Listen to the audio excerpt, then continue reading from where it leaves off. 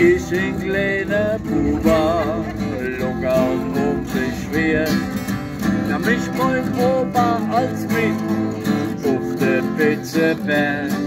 Und dass ich überhaupt den Ball hab können sehen, durfte ich neben Opa auf einer Wolke stehen.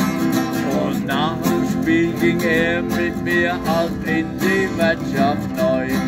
So gab es mich ne Bluna und Pommes.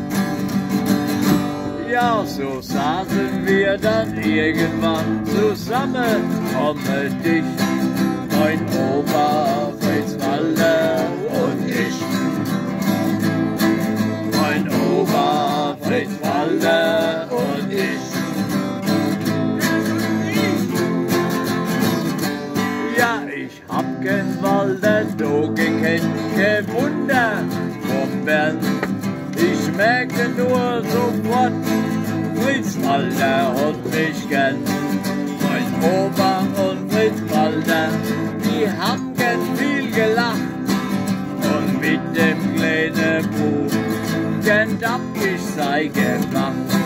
Das ist zwar schon lang her, doch ich werd es nie vergessen, wie die zwei angefangen hätten, mir mal Pommes weg zu essen. Ja, wir hatten Spaß zu dritt, bei uns am Tisch, mein Opa, Fritz Walter und ich.